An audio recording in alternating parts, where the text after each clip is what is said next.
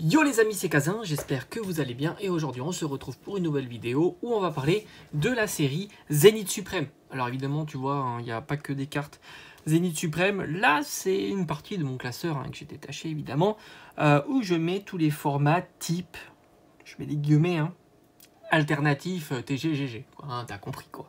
Voilà, format de cartes que j'adore puisque déjà elles sont bien moins chères que les altes classiques, hormis quelques exceptions, mais même sur des Pokémon ultra tendance comme un Raikou, un Suicune et d'autres, les prix sont beaucoup plus abordables et je les trouve franchement aussi jolis dans une collection. On va revenir sur Zénith Suprême, donc il y a quelques cartes ici Zénith Suprême que je me suis procuré, alors soit je les ai eues à l'ouverture, soit je les ai eues sur le net pour pas trop cher.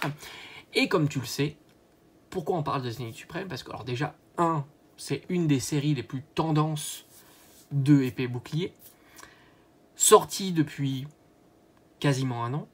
C'est une série qui plus est encore tendance puisqu'elle est disponible en boutique et je trouve qu'il y a même plus de demandes sur cette série-là comparativement à des séries de Écarlate et Violet. En plus, on a pu la trouver en promotion et ça serait pas étonnant de l'avoir en plus continuer à, en 2024, être encore disponible. Et on a eu la chance, pour beaucoup qui n'avaient pas eu cet item, le TB, de revenir sur le devant de la scène avec, alors je sais pas si c'est un reprint, un réassort ou quelque chose comme ça, mais peu importe. En tous les cas, on a eu la chance de revoir les différents items et même des tripacks. Alors franchement, c'était topissime. Pour celui qui voulait découvrir Zénith Suprême sans se ruiner, Pokébox, Tripack, ETB, tout était revenu comme au jour de la sortie, tout simplement. Par conséquent, je ne vais pas te faire un tour d'horizon du scellé, tu l'auras compris, le scellé n'a pas bougé. Tu trouves des ETB sur le net à, on va dire, 70 €. On peut pas dire que c'est beaucoup plus cher que ce que l'on a pu voir par le passé. Et tu trouves des tripacks du coup à 20 €, des Pokébox à 25 €. Et franchement, de quoi se faire plaisir sur cette série-là. Et je pense que c'est une tendance qui a l'air de s'installer un petit peu avec Pokémon Company, que beaucoup d'items reviennent régulièrement et encore régulièrement, même si cette période-là est une période un peu particulière, puisqu'on n'avait plus l'habitude de revoir beaucoup d'items sur le devant de la scène, mais je pense que c'est quelque chose qui va se refaire de plus en plus, et tu t'aperçois aussi que 151, par exemple, même si, bon, 151, la durée de vie d'un item 151 en boutique est faible, mais tu revois régulièrement du 151. J'ai encore vu du 151 passer en commande sur internet, si tu suis des feeds comme ça, dans des boutiques type Carrefour, etc. etc. Donc je pense que régulièrement on aura de bonnes surprises de voir ce genre d'item revenir comme ça petit à petit, et sans compter que le TB c'était quand même un item qui avait du mal à revenir, et là un an après quasiment, revoir du Zénith Suprême sous forme de TB, c'est quand même sympa. Alors maintenant évidemment je n'ai aucune information de savoir si le TB est aussi entre guillemets buggé, c'est à dire que tu peux avoir des ETB avec beaucoup de cartes gold alternatives, ce qui a eu un effet qui est assez paradoxal. Enfin, pas paradoxal, parce que, en fait, paradoxal, oui et non. Parce que, autant, c'est pas parce que tu peux avoir des ETB avec beaucoup de gold alternatifs qu'il y ait beaucoup de gold sur, on va dire, en général. Est-ce qu'elle est printée plus que les autres cartes? En fait, c'est ça l'information. Mais en tous les cas, ça a eu un effet comme quoi la carte gold, du coup, n'a pas pu exploser comme on aurait pu imaginer ces cartes gold alternatives qui sont franchement des petits bijoux. Vraiment, c'est de très belles cartes. Même s'il y avait des choses à améliorer, ce sont des petits bijoux. Mais on verra ça, évidemment, sur la partie de la vidéo. On va parler des prix des cartes et de voir un petit peu si ça a bougé par rapport au stock plus disponible. Mais c'est vrai que j'ai pas l'information de savoir si on a des ETB debuggés, mais en même temps, est-ce que ça impacte sérieusement le prix de ces items en scellé? Je suis pas toujours certain. Honnêtement, je suis pas toujours certain. Sans compter que tu as le revers de la médaille, tu as aussi une version buggée avec que des petites GG ou des radieux, qui fait que là, c'est vraiment pas intéressant. Donc au final, une ETB buggée positive et une ETB buggée négative, au final, tu as quelque chose de plutôt neutre qui fait que c'est plus spéculatif de savoir si oui ou non ça a un impact positif. Moi, je crois pas, en tous les cas, que ça a un impact positif sur ça, sans compter que des ETB classiques, ça te permet d'avoir de magnifiques GG texturés qui sont vraiment très très sympas à avoir dans la collection. Donc au final, les items sont au prix retail, tu peux les trouver facilement et moi j'aime bien en tous les cas cette période-là où tu peux retrouver des items sans difficulté, en te promenant, etc. Et peut-être même que tu verras ces items-là en solde ou à différentes occasions en promotion. Comme on a pu voir là il y a une semaine, avec les offres Carrefour, 20 € de bon d'achat pour 40 € dépensés. Et franchement, il y avait encore du Zénith Suprême, je t'en ai même montré en vidéo, il y avait encore une Pokébox Zénith Suprême, donc tu aurais pu profiter de l'offre, et certains ont certainement dû profiter de cette offre-là. Donc tour d'horizon du scellé, ça n'a pas bougé. On va dire c'est flat, comme on dit, flat. Maintenant, sur les cartes. Alors évidemment, la carte à collectionner, on va dire, la carte chère de la série, reste toujours la Mewtwo V-Star. Mais j'ai vraiment l'impression qu'elle diminue petit à petit. Alors vraiment, j'ai l'impression que c'est du grignotage petit à petit, mais elle diminue, ça c'est certain. Puisqu'on est grosso modo à 120 € pour cette carte-là. Et voilà, donc ça diminue. Est-ce que ça va continuer? Moi je pense que oui, hein, parce qu'on est tranquille sur toutes ces séries-là, on est vraiment tranquille. Je suis pas certain que ça se vende très rapidement, enfin tu as compris, hein, il y a quand même pas mal d'offres. Oui, c'est une belle carte, ça, il n'y a pas à dire, mais c'est pas la seule belle carte de la série. Et maintenant, ça ne suffit plus hein, pour faire exploser hein, le prix des cartes. Les cartes sont belles, on le sait, les protagonistes sont cool, on le sait, c'est Mewtwo, c'est le Dracofeu, mais ça ne suffit plus, tout simplement, parce que voilà, c'est comme ça, hein, ça ne suffit plus, et c'est des cartes qui peuvent continuer encore un petit peu à diminuer, mais même si je trouve que 120 €, historiquement, on était quand même à plus pour cette carte-là, et du coup, je trouve que c'est plutôt cool. En tous les cas, pour moi, c'est hors de mes budgets, comme je te dis souvent en vidéo. Si tu veux savoir mon avis sur les cartes que j'achète, hein, tout simplement, je mets déjà rarement un prix à plus de 100 € sur une carte et je me situe toujours plutôt sur des cartes qui, à mon sens, sont vraiment rares, on va dire. C'est-à-dire des cartes anciennes où s'il y a ouverture, il y en aura peu, parce qu'il y a peu d'items qui circulent, et dont il y a vraiment peu de quantité de ces cartes-là, soit par leur état, parce que c'est vrai que de temps en temps, les cartes sont pas rares, mais elles sont rares par leur état, soit tout simplement, elles sont rares parce qu'elles sont rares et il y en a peu d'exemplaires qui circulent. Donc c'est pour ça que j'alloue plus facilement une centaine d'euros. Et tu me diras, pour le game Pokémon, 100 € dans une carte ancienne, c'est pas un gros budget. Tu l'auras compris, il y a beaucoup de cartes qui valent beaucoup plus que 100 €, mais globalement, j'ai quasiment jamais mis 100 € dans une carte, et si je vais la mettre, ça sera plutôt pour une carte ancienne dont je trouve qu'il y a une rareté vraiment supérieure à un Mewtwo V-Star Zénith Suprême qui n'est pas rare, puisqu'il suffit de taper sur internet Mewtwo V-Star et tu as un défilé de dizaines et de dizaines d'annonces, toutes en Near Mint, en sortie de booster, sans aucune difficulté. Comparativement à certaines cartes qui sont quand même beaucoup plus compliquées à avoir en état, soit en état Near Mint, ou alors même tout simplement à avoir. Je te montre une Prime Mew, Near Mint, c'est quand même plus compliqué à trouver qu'un Mewtwo V-Star. Qui plus est, la carte Mew en Mint, c'est 40 €. Allez comprendre. Mais c'est comme ça. C'est l'offre et la demande hein, aussi, hein, c'est clair. Alors, on continue et on a les 4 cartes Gold qui sont magnifiques. Moi, je te dis toujours le bémol de cette carte, c'est qu'ils ne l'ont pas suffisamment exploité. C'est un bémol. Pas lié à la carte, tu l'auras compris, plutôt au marketing hein, qu'ils ont mis sur cette carte. J'ai jamais compris pourquoi ils ont dit on tente une fois puis on arrête. 2, ils l'ont un petit peu sabordé pour chez nous, puisqu'ils ont fait cette ETB buggée. Enfin, je suppose que c'était fait volontairement.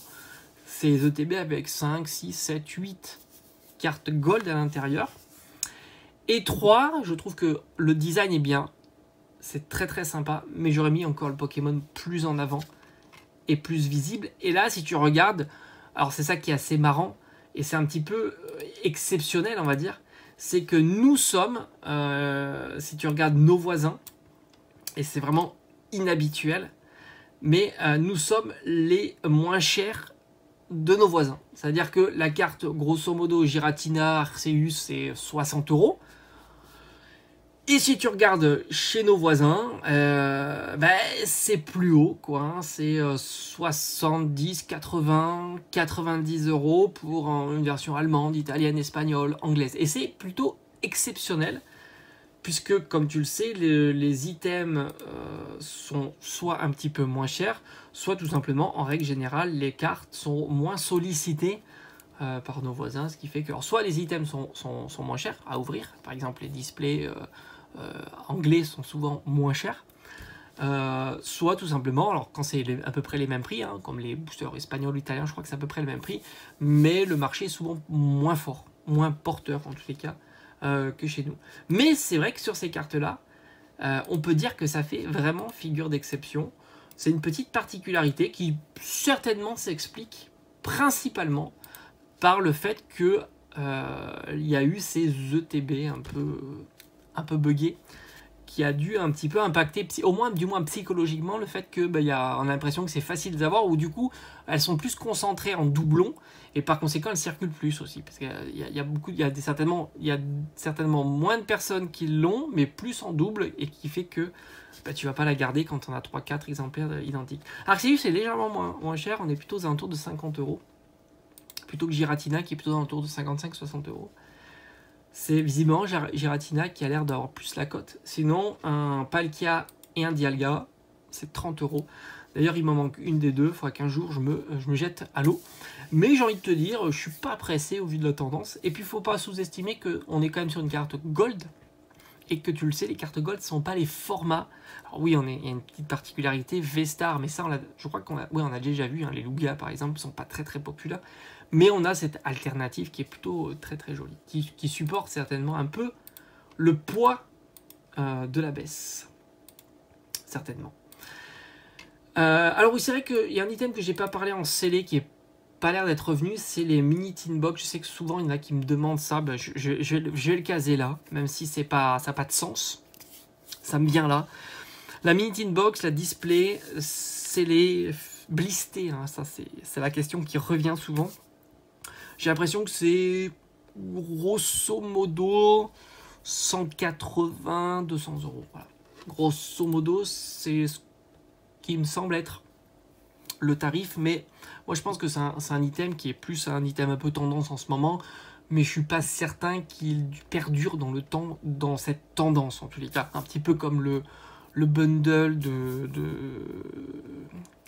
le display de bundle. Voilà. Je sais pas.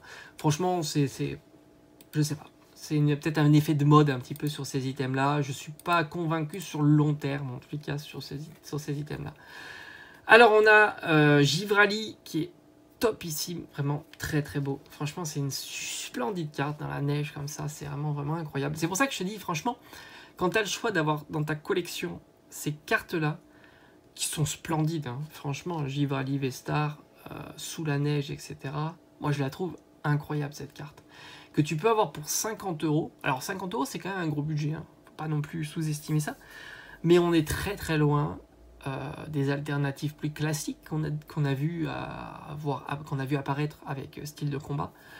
Ou pour on aurait eu un Givrali de cette nature-là sur ces séries-là, on aurait été à des prix plus astronomiques. Au moins, je dirais une centaine d'euros. Alors, peut-être pas beaucoup plus que ça, mais on serait au moins à une centaine d'euros, un petit peu comme ce qu'on voit avec Evo Céleste, hein, tout simplement. Donc on gagne un facteur 2, et c'est pas plus mal pour le porte-monnaie, puisque ces cartes-là sont vraiment incroyables. J'ai hâte, si tu veux, de faire un petit peu ce que j'ai fait durant l'année passée, on va dire, l'année est bientôt terminée, où j'ai pu trouver aussi pas mal de choses en vide-grenier. Ça aussi, ne sous-estime pas les vide-greniers.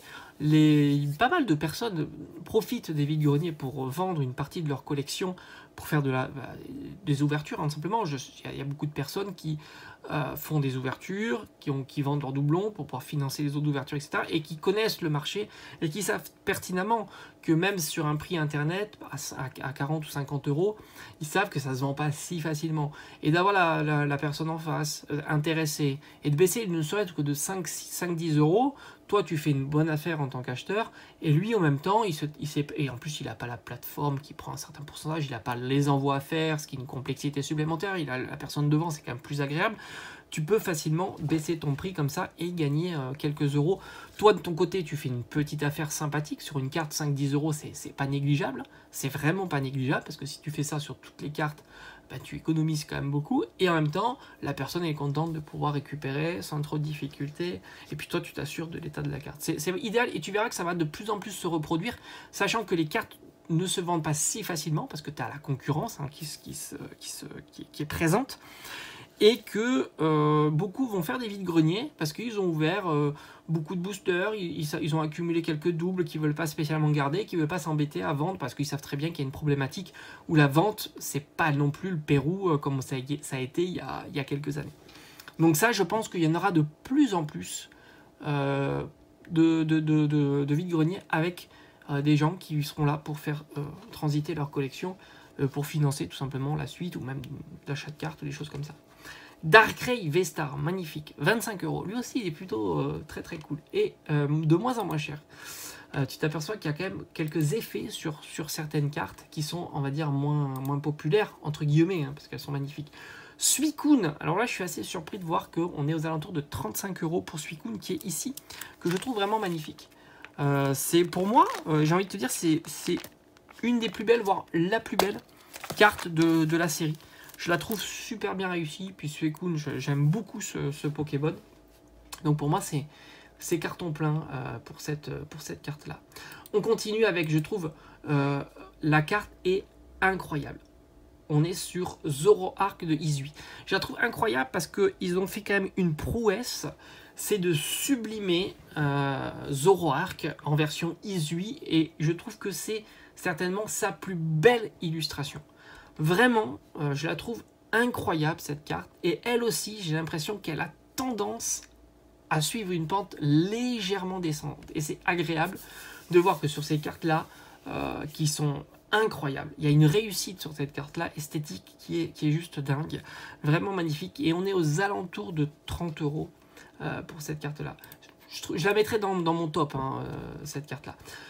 Raikou, qui est assez stable, aux alentours de 30 euros. On a le Filali que j'avais acheté, rappelle-toi, je me souviens plus, je crois que c'était 35 euros.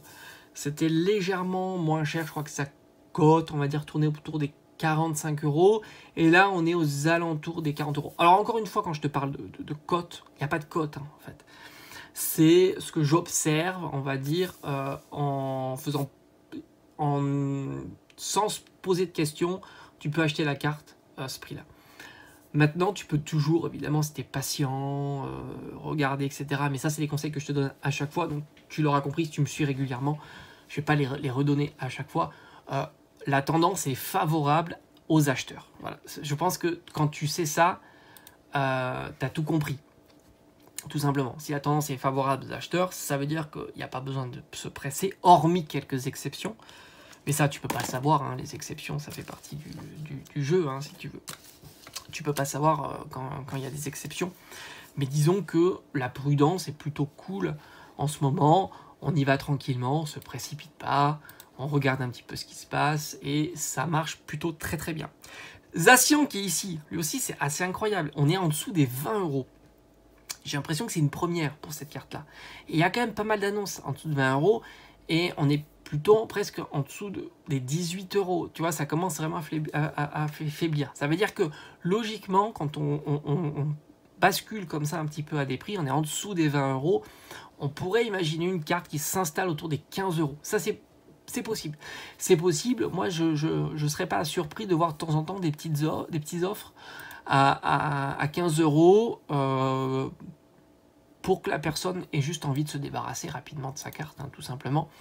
Parce que voilà, c'est aussi ça, hein, quand tu veux vendre une carte, ton objectif c'est de la vendre, hein, c'est pas de mettre 6 mois pour la vendre.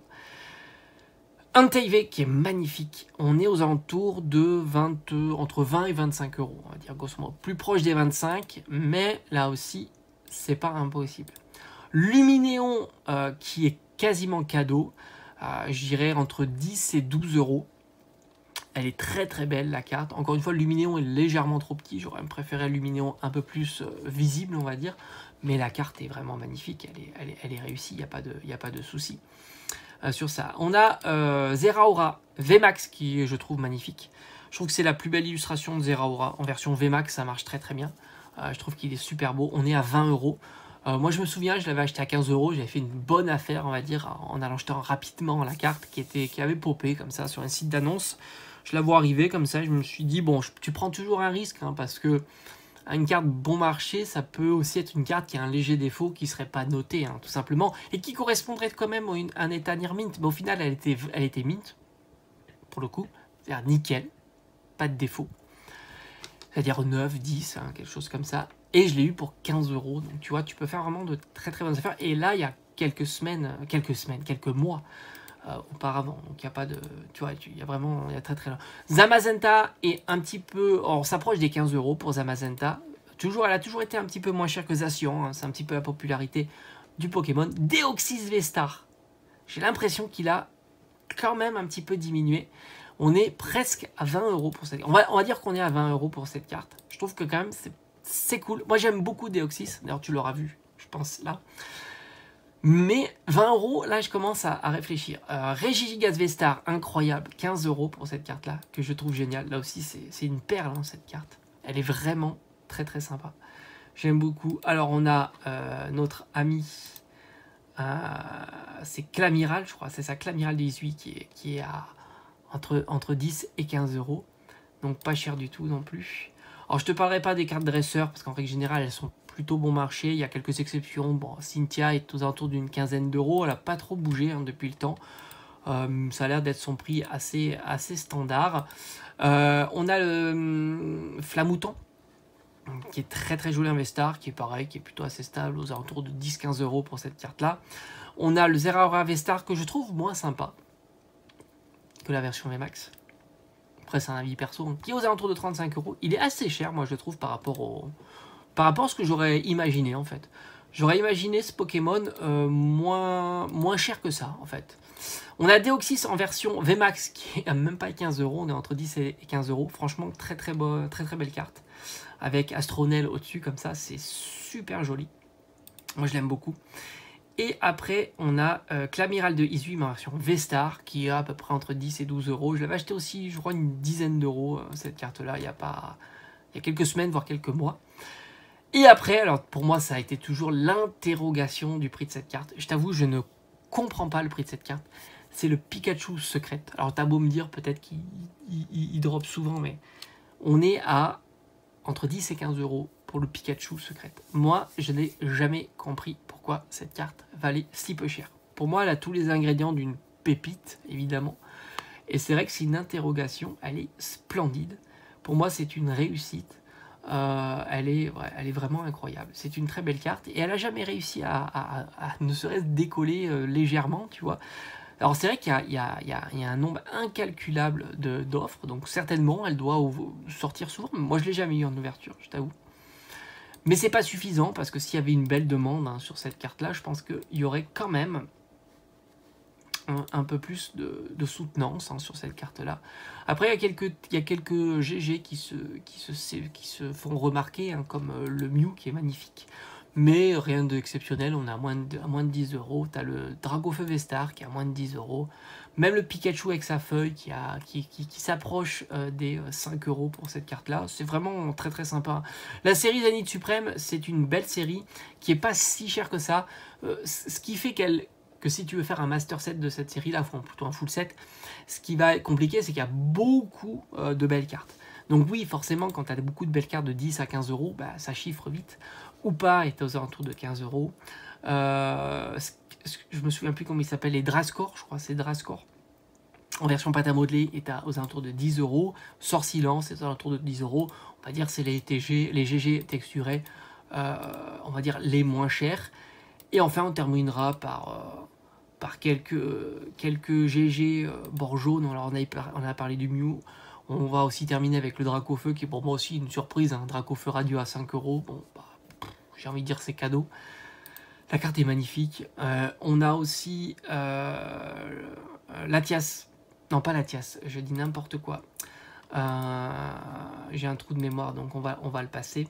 Il y a Absol, qui est juste magnifique, qui est aux alentours de 3 à 4 € aussi, qui est plutôt cadeau. Et puis voilà, on aura fait le tour hein, de la série globalement. Pour moi, c'est une série qui est vraiment magnifique.